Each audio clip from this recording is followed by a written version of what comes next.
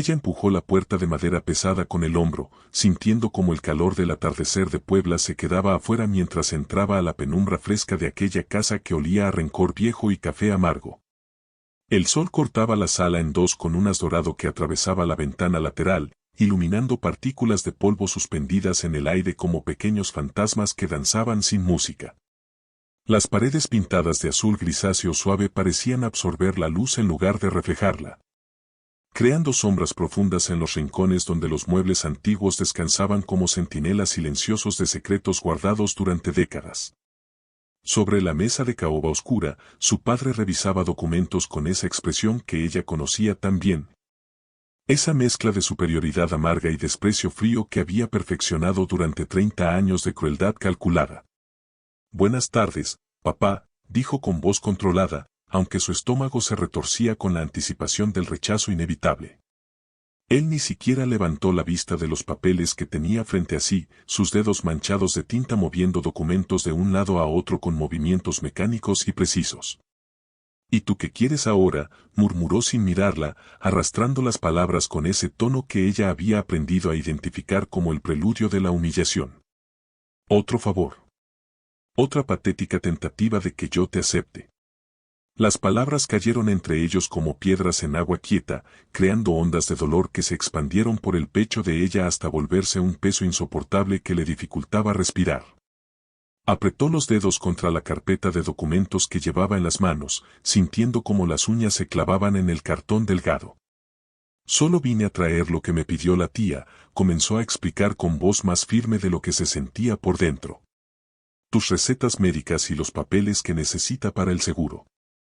Su padre la interrumpió con un gesto brusco de la mano, como quien espanta una mosca molesta.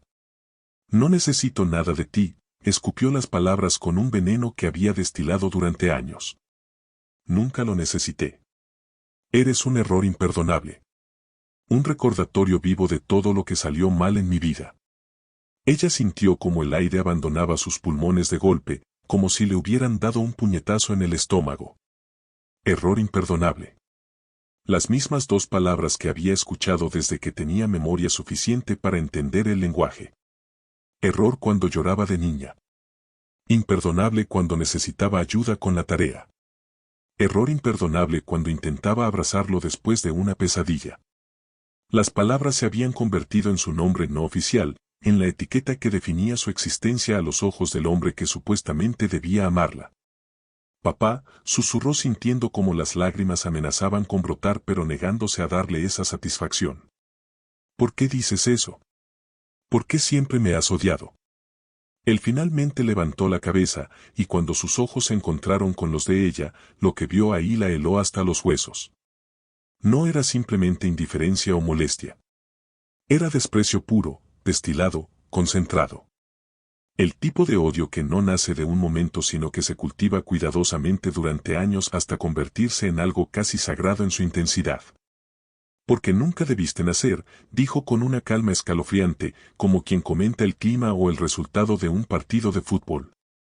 «Tu llegada destruyó mi honor, mi matrimonio, mi vida entera. Y todavía tienes el descaro de venir aquí como si no fueras la causa de todo». Ella sintió como algo se quebraba dentro de su pecho, pero esta vez no era solo dolor. Era también rabia. Una rabia que había estado acumulándose durante 30 años de rechazo, de humillación, de ser tratada como un error en lugar de como un ser humano.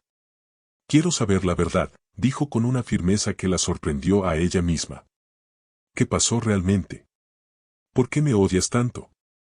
¿Qué hice yo de bebé que fue tan terrible como para merecer 30 años de tu desprecio?». Su padre golpeó la mesa con el puño cerrado, haciendo que los documentos saltaran y que una taza de café frío se derramara sobre algunos papeles. «Lo que ya te dije», gritó con una furia que parecía desproporcionada incluso para él. «Tú arruinaste todo. Tú fuiste el error que lo cambió todo». Ella dio un paso hacia atrás instintivamente, y fue en ese movimiento cuando lo vio. Detrás de la mesa, parcialmente oculta por el mueble de madera antigua tallada con diseños florales, había una caja fuerte.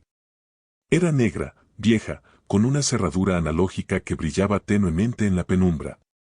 Nunca la había visto antes, o más bien, nunca la había notado porque su padre siempre había sido cuidadoso en mantenerla fuera de vista, escondida detrás de muebles y cortinas pesadas de terciopelo café.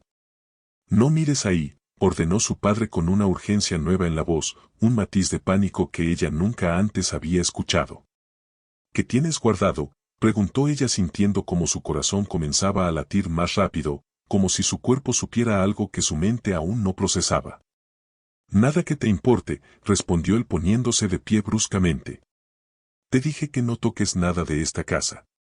La silla rechinó contra el piso de baldosas rojas cuando él se levantó, caminando hacia ella con pasos pesados que resonaban en el silencio tenso de la habitación. No toques esa caja, advirtió con voz baja y amenazante. Pero ya era demasiado tarde. Ella había visto el miedo en sus ojos.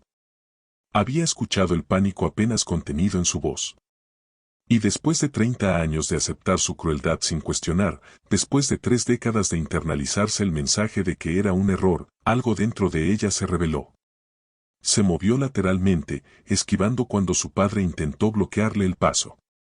No toques esa caja, gritó él ahora con desesperación auténtica. Pero ella ya estaba junto al mueble, sus dedos rozando la superficie metálica fría de la caja fuerte. Y entonces lo vio, brillando en el piso de baldosas como si la luz del atardecer lo hubiera puesto ahí específicamente para que ella lo encontrara. Una llave pequeña, de bronce antiguo, que debía haberse caído de la mesa durante el golpe violento de su padre. Se agachó rápidamente, sus dedos cerrándose alrededor del metal frío antes de que él pudiera reaccionar. Su padre empalideció, toda la sangre drenándose de su rostro hasta dejarlo del color de la cera de las velas que su madre solía encender frente al altar de la Virgen de Guadalupe. Por favor, susurró con una voz que ella nunca había escuchado, una voz de súplica genuina. No hagas esto. No abras esa caja. Pero sus manos ya se movían solas, insertando la llave en la cerradura, sintiendo como los mecanismos internos cedían con un clic metálico que resonó en la sala como un disparo. Giró la llave. El sonido del metal contra metal pareció expandirse, llenando cada rincón del espacio, marcando el momento en que todo cambiaría para siempre. Abrió la puerta de la caja fuerte. Dentro había una carpeta gruesa, con las esquinas dobladas por el tiempo y manchas amarillentas de humedad. La sacó con manos temblorosas, sintiendo el peso de los secretos guardados durante décadas. Abrió la primera página. Era un certificado de nacimiento. Pero no el suyo. Era de su padre. Excepto que el nombre no coincidía. No era Javier Fernández como siempre le habían dicho. El certificado decía Roberto Salazar. Otro nombre. Otro apellido. Otra identidad completamente diferente. ¿Qué es esto?, preguntó con voz apenas audible, sus ojos escaneando el documento una y otra vez como si las palabras fueran a reorganizarse y empezar a tener sentido. Su padre comenzó a temblar, sus manos moviéndose nerviosamente, buscando algo a que aferrarse. No leas eso, suplicó. Por favor. Pero ella ya estaba pasando a la siguiente página. Otro certificado. Este de matrimonio. Fechado 5 años antes de que ella naciera. Su padre, con el nombre de Roberto Salazar, casándose con una mujer llamada Mercedes Gutiérrez en una iglesia de Cholula. Una mujer que no era su madre. Una mujer cuyo nombre ella nunca había escuchado. Su estómago se revolvió, la náusea subiendo por su garganta mientras sus ojos continuaban escaneando el documento, buscando alguna explicación que hiciera que esto tuviera sentido. Pero no la había. Solo había más preguntas, más confusión, más evidencia de que toda su vida había sido construida sobre mentiras apiladas una encima de otra como bloques inestables esperando el momento de colapsar. Pasó a otro documento. Este era un contrato. Papel amarillento con tinta negra que se había desvanecido en algunos lugares pero que aún era legible. Un contrato donde su padre, bajo el nombre de Roberto Salazar, recibía una suma considerable de dinero. Y a cambio, se comprometía a casarse nuevamente. Con su madre. Mientras todavía estaba legalmente casado con Mercedes Gutiérrez. La fecha del contrato era apenas 3 meses antes de la fecha de matrimonio de sus padres que ella conocía. Sintió como su piel se erizaba, como cada vello de su cuerpo se ponía de punta. «Papá», susurró sintiendo como su voz se quebraba. «¿Qué hiciste?». Él respiró profundo, y cuando habló, su voz sonaba extrañamente distante, como si estuviera contando la historia de otra persona. «Yo tenía deudas», comenzó a explicar. «Deudas con gente muy peligrosa. Necesitaba dinero. Mucho dinero. Y alguien me ofreció una solución. Hice cosas que tú no puedes entender. Cosas que no tenía otra opción más que hacer». Otro documento cayó de la carpeta cuando ella la movió, deslizándose hasta el piso con un susurro suave de papel contra baldosas. Se agachó para recogerlo, sus manos temblando tanto que casi no podía sostenerlo. El papel estaba amarillento, rasgándose en las esquinas, manchado con lo que parecían gotas de agua vieja o tal vez lágrimas. Era una carta. Escrita a mano con letra que ella reconoció inmediatamente. La letra redonda y cuidadosa de su madre. «Si estás leyendo esto», comenzaba la carta, «es porque él volvió a culparte por lo que hizo. Nunca te culpes. Nunca fue tu culpa. El verdadero traidor fue él». Las lágrimas comenzaron a caer por sus mejillas sin que pudiera controlarlas, empañando su visión mientras luchaba por seguir leyendo. Su padre se dejó caer en la silla, su cuerpo colapsando como un edificio cuya estructura finalmente cedió.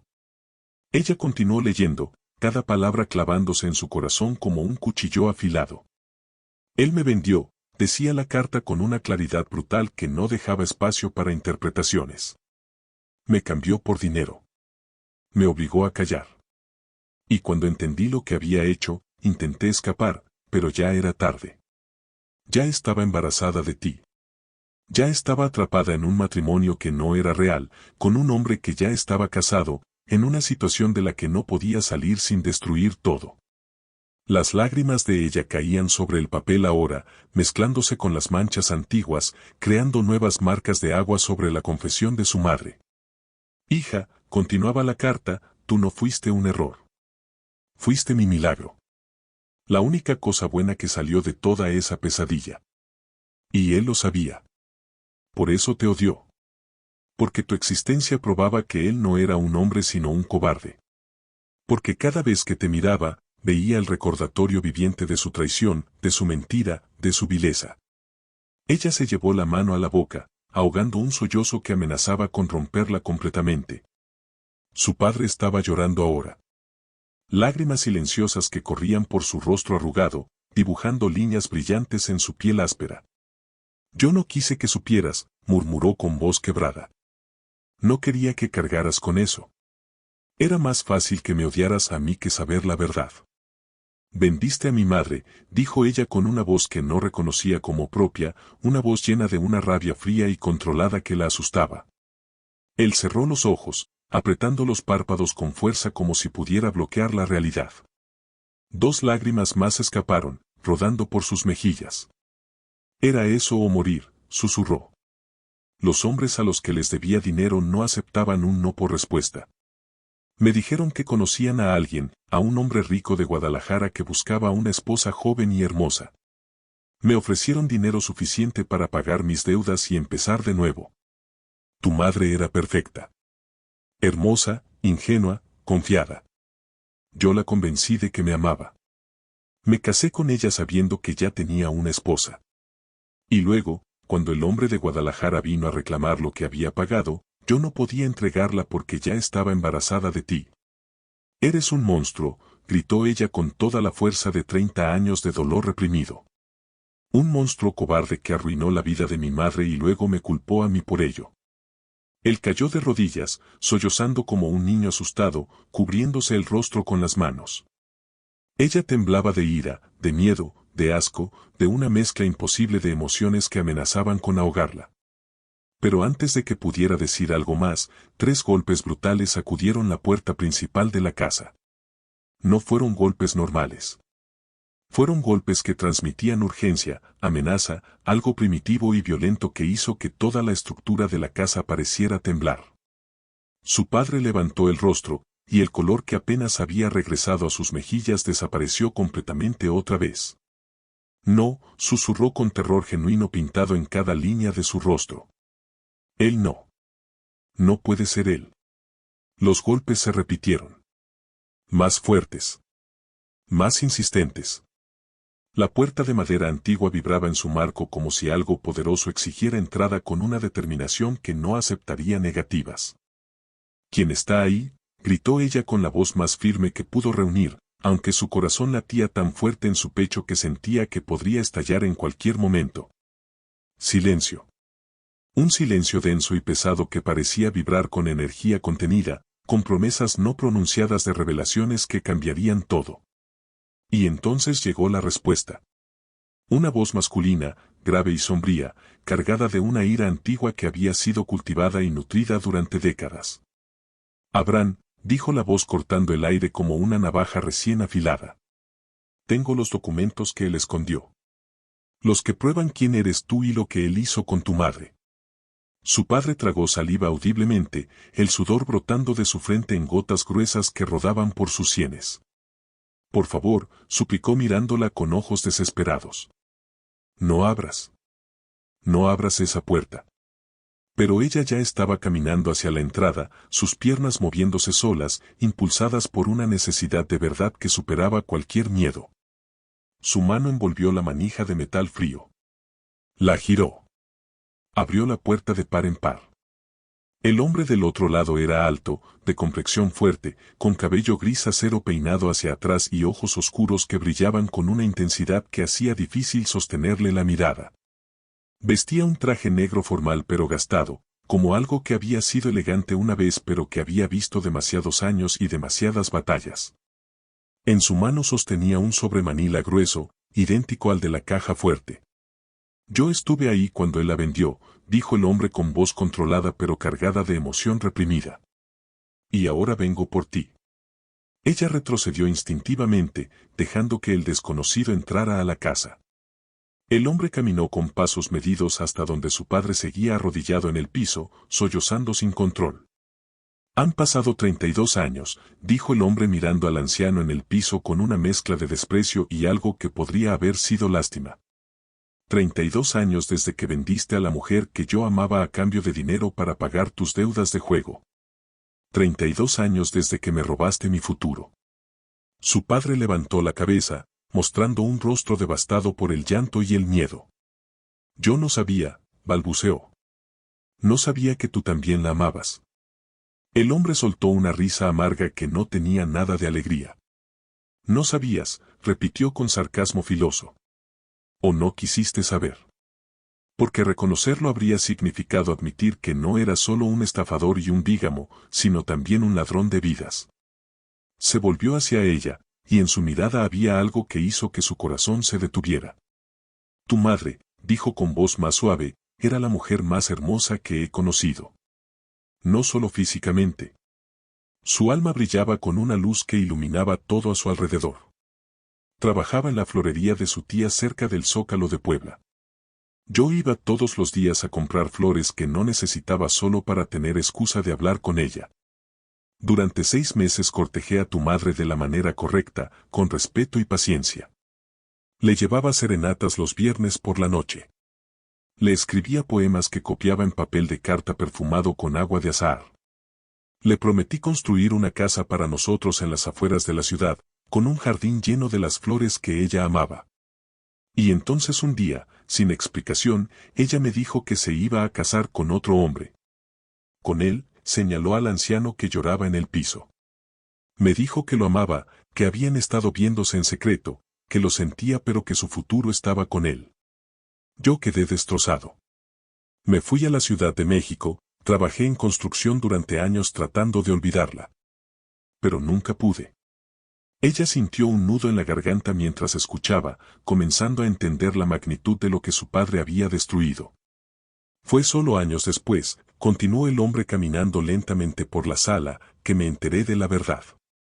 Un amigo mutuo, un hombre que había trabajado con él en esa época, me contó sobre las deudas. Sobre los prestamistas peligrosos. Sobre el trato que había hecho. Vendió a tu madre a un rico de Guadalajara llamado don Artemio Inclán por 50,000 pesos. Suficiente para pagar sus deudas y tener un poco extra. Pero había un problema. Don Artemio era un hombre muy específico en sus gustos. Quería una mujer joven, hermosa, virgen e inocente. Y tu madre cumplía todos esos requisitos. Sacó documentos del sobre, desplegándolos sobre la mesa con movimientos precisos. Este es el contrato original, dijo. Firmado por tu padre bajo su verdadero nombre, Roberto Salazar. Y este, añadió sacando otro papel, es el recibo del pago.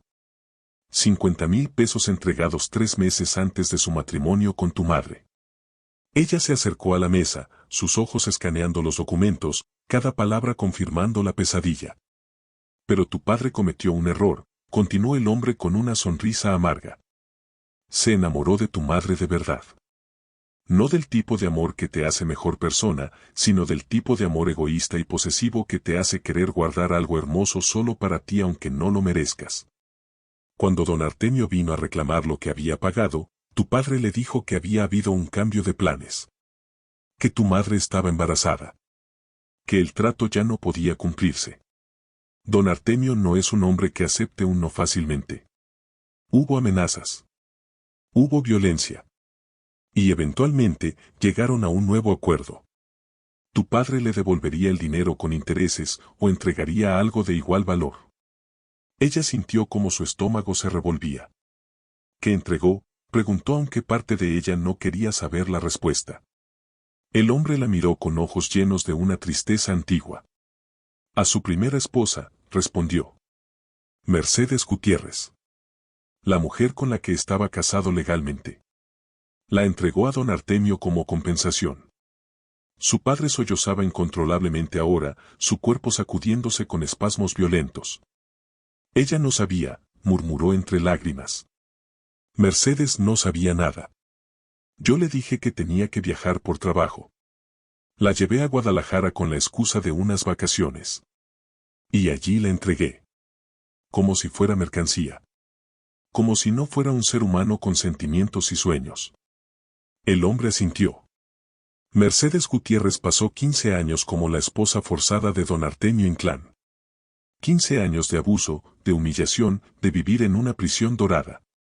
Cuando finalmente murió, de neumonía según el certificado oficial pero realmente de un corazón roto y un espíritu destruido, don Artemio me contactó. Me contó toda la historia. Me dio estos documentos. Y me dijo que si alguna vez quería justicia, aquí estaba la evidencia. Sacó más papeles del sobre. Fotografías viejas, amarillentas. Una mostraba a su madre, joven y radiante, de pie frente a la florería.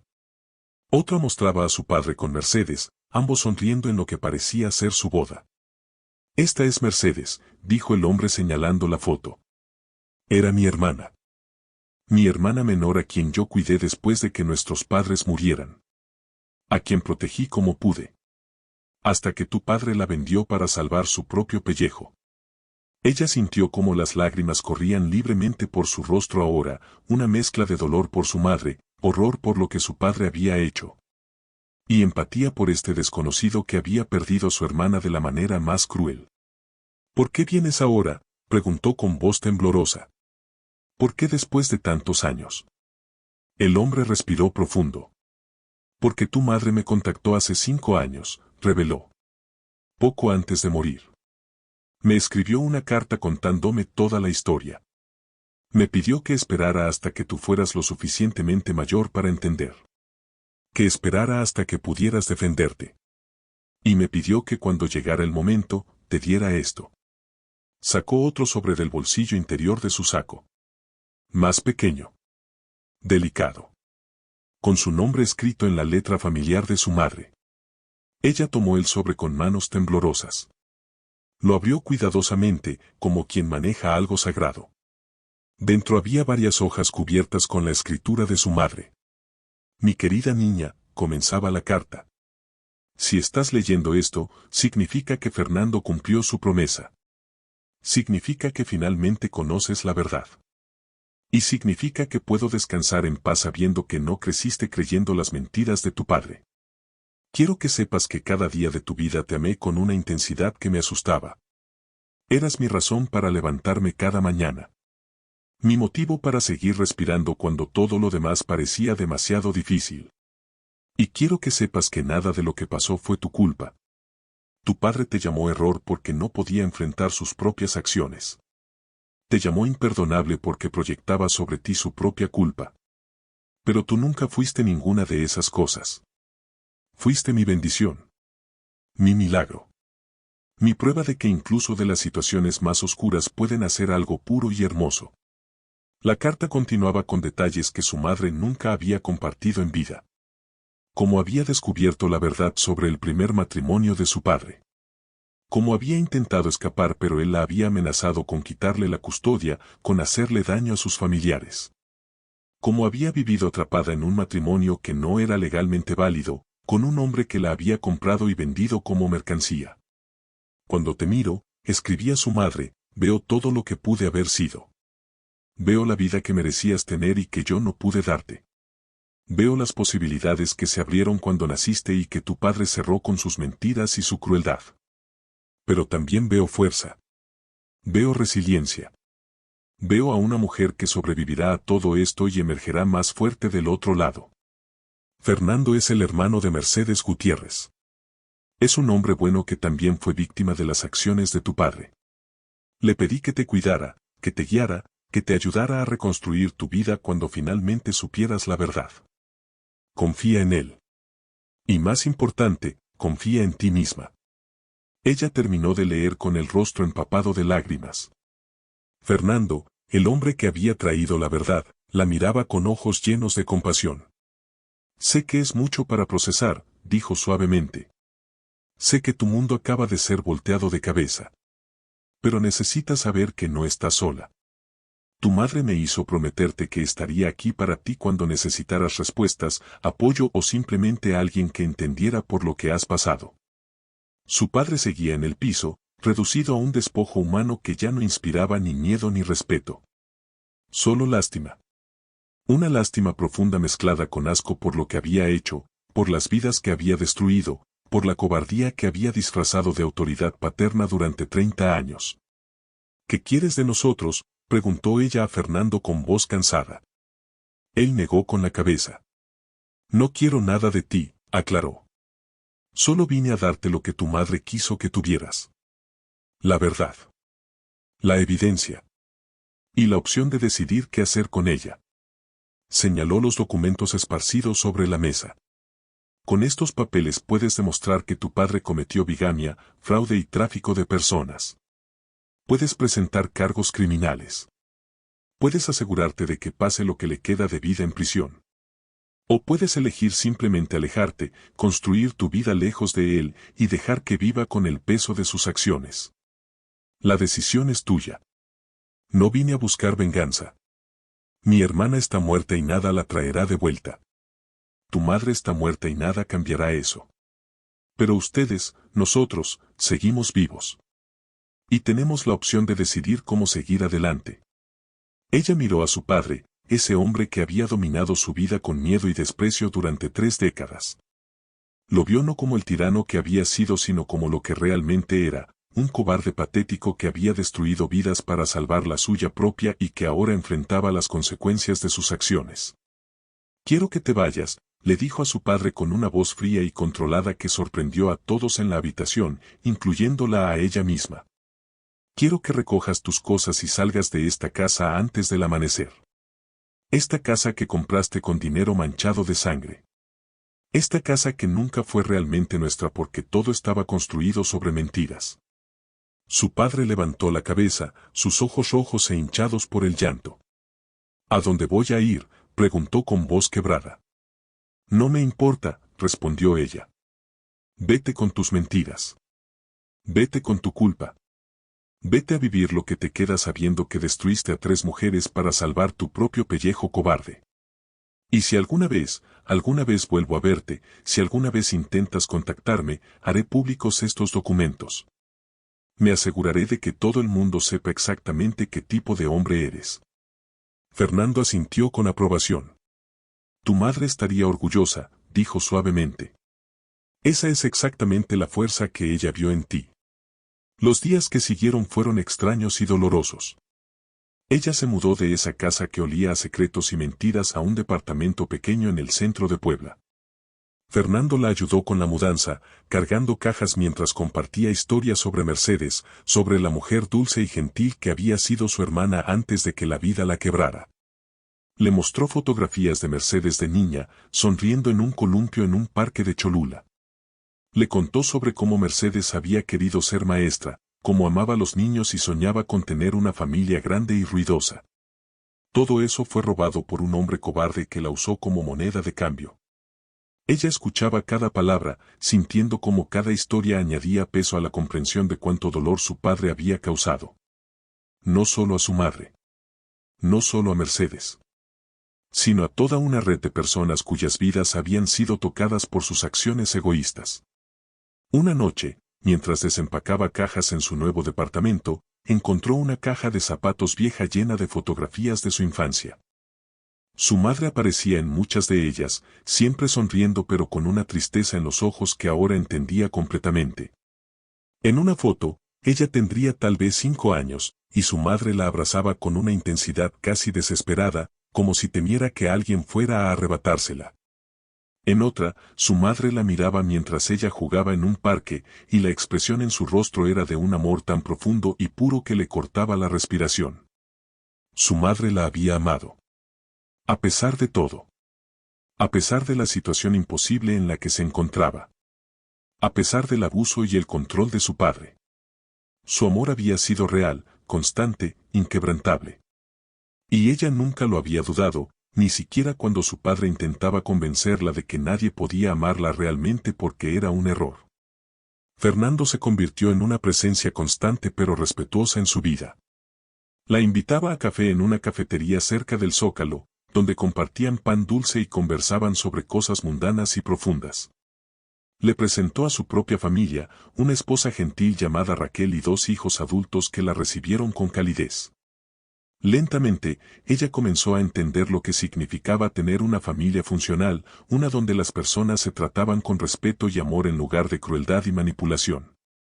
Raquel le enseñó a hacer mole poblano siguiendo la receta de la abuela de Fernando, un proceso laborioso que requería 18 ingredientes diferentes y horas de paciencia.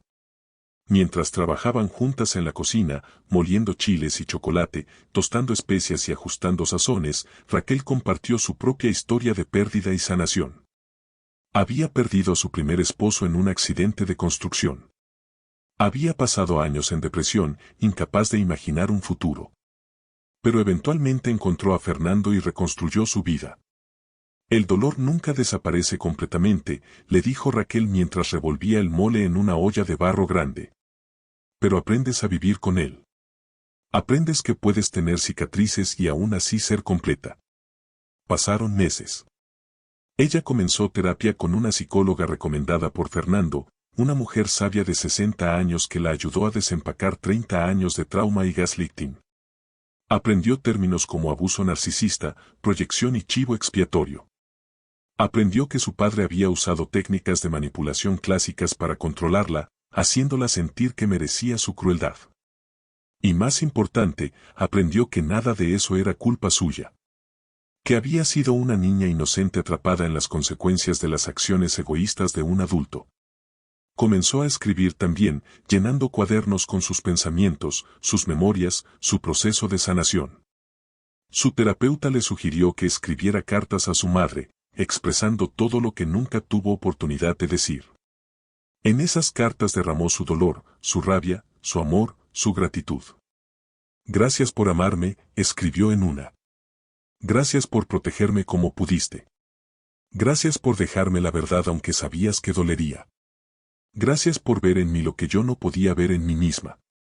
Un año después de la revelación, en el aniversario de la muerte de su madre, ella y Fernando visitaron el panteón donde tanto su madre como Mercedes estaban enterradas. Habían hecho arreglos para que las tumbas estuvieran lado a lado, 2 mujeres que nunca se conocieron en vida pero que estaban unidas por el hombre que las había traicionado a ambas.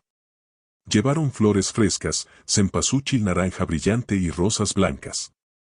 Encendieron velas y se sentaron en el pasto junto a las lápidas, compartiendo historias y lágrimas. Mercedes habría amado a tu madre, dijo Fernando con voz suave. Ambas eran almas gentiles atrapadas por la crueldad de un hombre sin conciencia. Ella sintiendo una conexión extraña con esta mujer que nunca conoció pero cuyo dolor reflejaba el de su propia madre. Creo que en algún lugar están juntas, dijo. Creo que finalmente tienen la paz que merecieron en vida. Fernando sonrió a través de sus lágrimas. Me gusta pensar eso también, admitió. Los años pasaron y ella construyó una vida que su madre habría estado orgullosa de ver. Terminó la universidad que había abandonado cuando su padre se enfermó, estudiando trabajo social con enfoque en víctimas de violencia doméstica. Quería usar su experiencia, su dolor, para ayudar a otros que estaban atrapados en situaciones similares. Comenzó a trabajar en un refugio para mujeres en Puebla, ofreciendo apoyo y recursos a aquellas que huían de relaciones abusivas. Cada mujer que ayudaba se sentía como una pequeña victoria, una forma de honrar la memoria de su madre y de Mercedes. Conoció a alguien también, un hombre gentil llamado David que trabajaba como maestro de primaria. Al principio fue cautelosa, sus muros defensivos construidos durante años de abuso haciendo difícil confiar. Pero David fue paciente. No presionó. Simplemente estuvo presente, mostrándole con acciones consistentes que no todos los hombres eran como su padre. Que era posible tener una relación basada en respeto mutuo, comunicación honesta y amor genuino. Le contó su historia en fragmentos, esperando siempre el momento en que él decidiera que era demasiado complicada, demasiado dañada, demasiado trabajo. Pero ese momento nunca llegó. David escuchó cada parte de su historia con compasión y sin juicio. Cuando ella le mostró los documentos de la caja fuerte, las cartas de su madre, las fotografías de Mercedes, él simplemente la abrazó y le dijo que lo sentía, que ella merecía mucho mejor. Comenzaron a construir algo juntos. Lentamente. Sin prisa.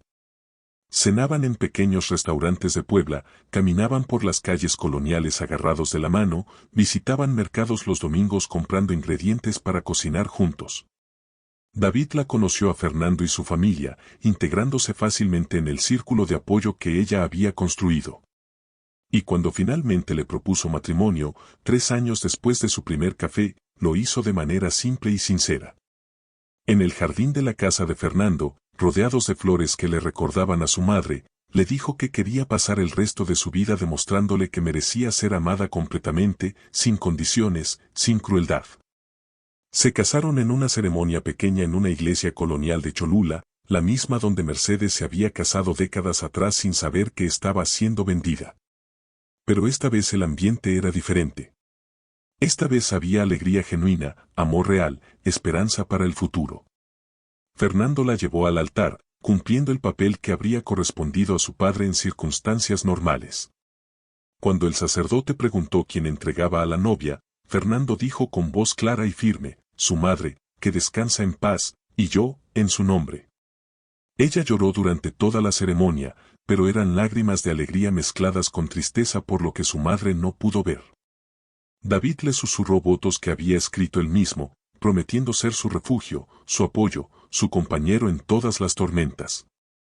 Prometiendo nunca hacerla sentir menos que completa, nunca usar palabras como armas, nunca tratarla con nada menos que el respeto y amor que merecía. Y cuando se besaron, sellando su compromiso, ella sintió algo que nunca había experimentado antes en toda su vida. Se sintió elegida. No por error o accidente, sino porque alguien la vio completa y decidió que quería construir una vida con ella. Los años se acumularon como páginas en un libro que ella estaba escribiendo activamente en lugar de simplemente vivir. Tuvo 2 hijas con David, niñas hermosas a las que nombraron Lucía y Mercedes, honrando a su madre y a la hermana de Fernando. Crió a sus hijas con el amor y la aceptación que ella nunca tuvo, asegurándose de que cada día supieran que eran deseadas, valoradas, amadas sin condiciones. Les contó la historia de su abuela cuando fueron lo suficientemente grandes para entender, no para asustarlas sino para enseñarles sobre fuerza y supervivencia. Les mostró las cartas que su madre había dejado, las fotografías, los documentos. Quería que supieran de dónde venían, que entendieran que incluso de las situaciones más oscuras puede emerger luz. David fue el padre que ella nunca tuvo, presente y amoroso, jugando en el piso con las niñas, leyéndoles cuentos antes de dormir, asistiendo a cada recital escolar y partido de fútbol. Verlo con sus hijas sanó algo en ella que no sabía que necesitaba sanación. Cada vez que él las abrazaba, cada vez que les decía que las amaba, cada vez que las trataba con gentileza y paciencia, era como si estuviera reescribiendo su propia infancia a través de ellas. Fernando se convirtió en el abuelo que las niñas adoraban. Las llevaba a comer nieve los sábados, les enseñaba a hacer papalotes que volaban sobre los campos cerca de Cholula, les contaba historias sobre su madre y sobre Mercedes, asegurándose de que las memorias de esas mujeres fuertes no se perdieran. Raquel les enseñó a cocinar los platillos tradicionales de Puebla, pasándoles recetas que habían sido transmitidas por generaciones. La cocina se llenaba de risas y el aroma de mole, de tamales de frijol envueltos en hojas de plátano, de café de olla perfumado con canela y piloncillo. Estas eran las tradiciones que ella quería que sus hijas heredaran. No el dolor y la crueldad de su padre, sino la resiliencia y el amor de su madre. Y con cada platillo que cocinaban juntas, con cada historia que compartían, con cada abrazo y cada lágrima de alegría, estaba construyendo algo que su padre nunca pudo destruir completamente. Estaba construyendo una familia basada en verdad. Pasaron 15 años sin noticias de su padre. No sabía si estaba vivo o muerto, y honestamente no le importaba. Había hecho las paces con el hecho de que algunas personas no merecen un lugar en tu vida sin importar los lazos de sangre. Pero entonces, un martes ordinario por la mañana, recibió una llamada de un hospital en Oaxaca. Su padre había sido admitido con una neumonía severa. Estaba muriendo. Y había pedido verla. Su primer instinto fue colgar. Bloquear el número. Pretender que nunca había recibido la llamada. Pero algo la detuvo. Tal vez curiosidad. Tal vez un deseo de cerrar el círculo completamente. Habló con David, con Fernando, con su terapeuta. Todos le dijeron que la decisión era completamente suya, que no le debía nada a ese hombre. Pero si sentía que necesitaba ir por su propia sanación, por su propio cierre, entonces deberían apoyarla. Decidió ir. No sola. David la acompañó, manejando las 5 horas hasta Oaxaca mientras ella miraba por la ventana procesando lo que estaba a punto de hacer. El hospital olía a desinfectante y a enfermedad. Su padre estaba en una habitación privada pequeña, conectado a máquinas que pitaban con monotonía mecánica. Había envejecido dramáticamente, su cabello completamente blanco, su piel colgando floja sobre huesos prominentes. Cuando abrió los ojos y la vio, algo pasó por su rostro. Alivio tal vez. O miedo. Viniste, susurró con voz rasposa. Ella se quedó junto a la puerta, David a su lado como apoyo silencioso. Vine, confirmó con voz neutral. Pero no porque te deba algo. Vine porque necesito decirte algo antes de que mueras. Él asintió débilmente. Lo entiendo, murmuró. Y lo siento. Siento todo lo que te hice. Siento no haber sido el padre que merecías. Siento haber proyectado mi propia vergüenza sobre ti. Siento haber vendido a tu madre y a Mercedes. Siento haber sido un cobarde. Ella esperó, dejando que las palabras flotaran entre ellos. Pero no sintió la satisfacción que esperaba. Las disculpas llegaban demasiado tarde, teñidas de la desesperación de un hombre moribundo que temía el juicio final. No vine aquí por tus disculpas, dijo finalmente. Vine a decirte que sobreviví a pesar de ti. Que construí una vida hermosa con gente que me ama de verdad. Que tengo 2 hijas a las que nunca conocerás porque nunca permitiré que un hombre como tú las toque ni con tu sombra. Vine a decirte que mi madre era 10 veces la persona que tú jamás fuiste. Que Mercedes merece ser recordada con honor mientras que tú serás olvidado. Y vine a decirte que te perdono. Su padre comenzó a llorar, lágrimas rodando por sus mejillas hundidas. No porque lo merezcas, continuó ella. Sino porque yo merezco paz. Porque cargar odio es como beber veneno esperando que la otra persona muera. Porque he aprendido que el perdón no es para el que hizo daño sino para el que lo sufrió. Así que te perdono. Y ahora puedo seguir adelante completamente libre de ti.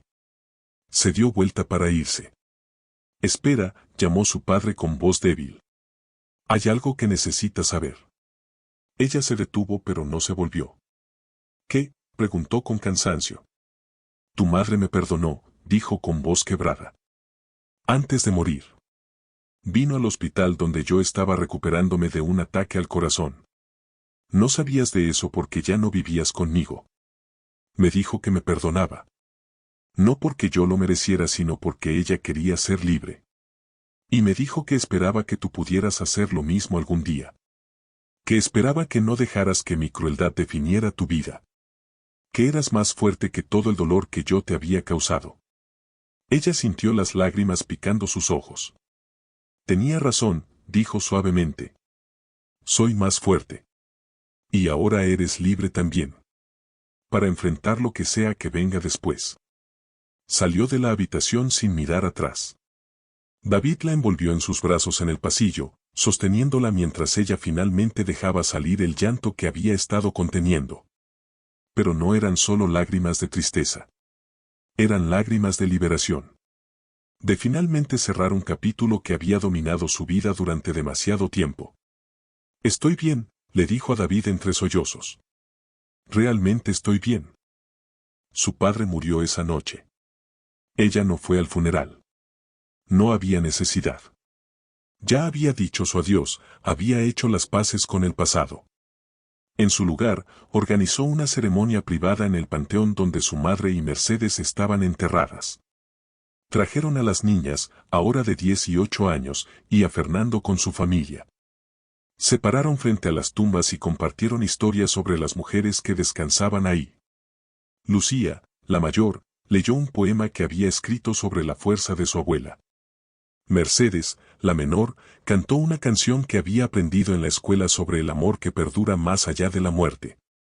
Y ella, de pie entre las tumbas de dos mujeres que nunca se conocieron pero que estaban unidas por el trauma y ahora por la memoria, habló directamente a su madre.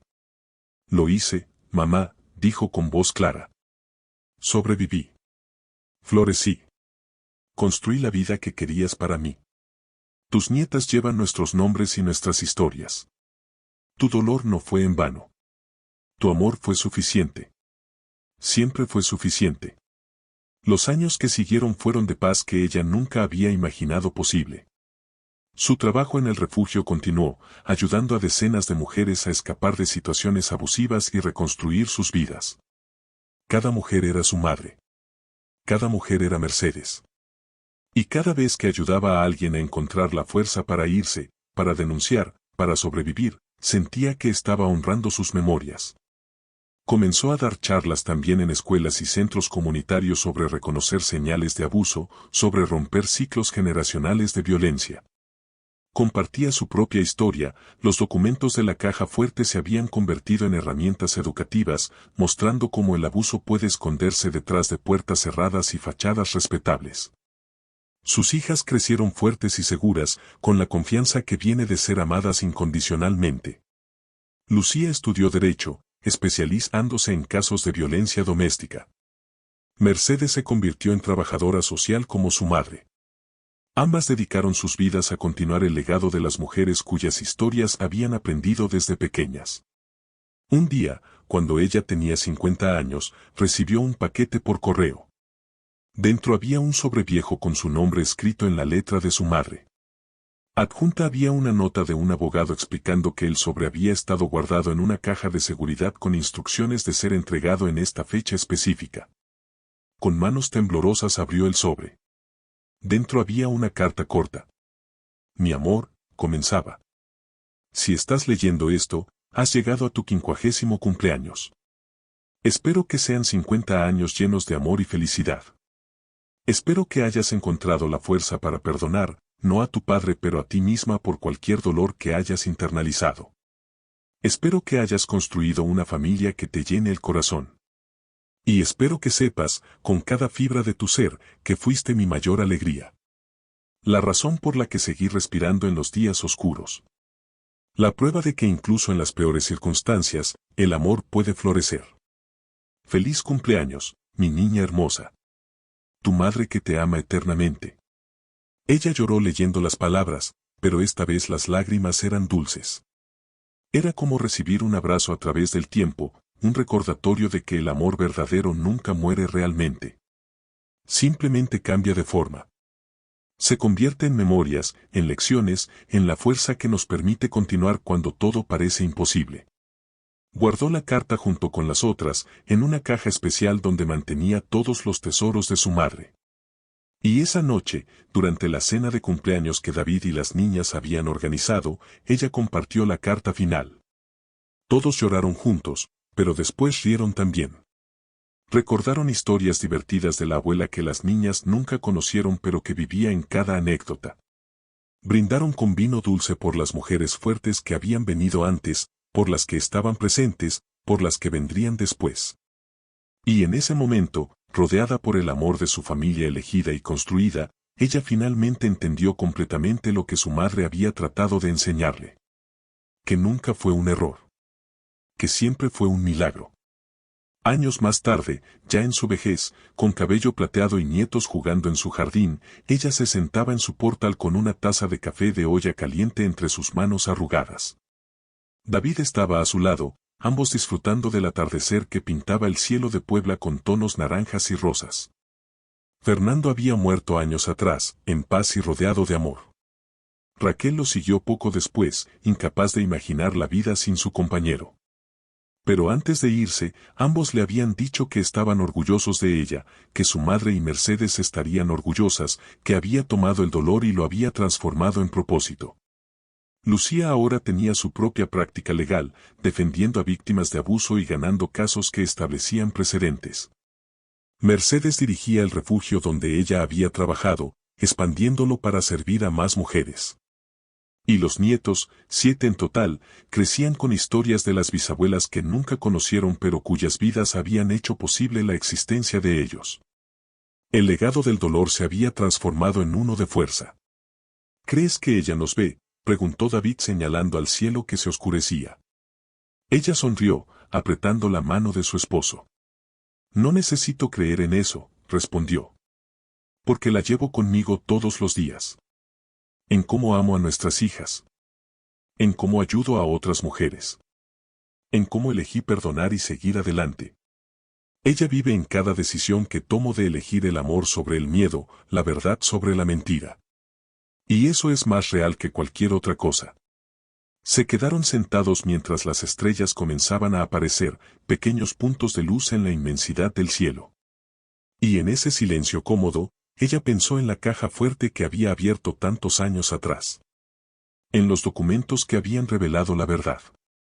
En las cartas que le habían dado la fuerza para seguir adelante. Esa caja fuerte, pensó, había contenido mucho más que papel y tinta. Había contenido su liberación. Su verdad. Su futuro. Si esta historia tocó tu corazón, si encontraste en ella ecos de tu propia búsqueda de verdad y sanación, te invitamos a suscribirte al canal Historias para distraerte. Cada día compartimos nuevas historias sobre familias, secretos, traiciones y redención que te recordarán que no estás solo en tu camino. Que todos llevamos cicatrices, pero esas cicatrices son prueba de que sobrevivimos, de que somos más fuertes de lo que creíamos posible. Presiona el botón de suscripción y activa las notificaciones para no perderte ninguna historia.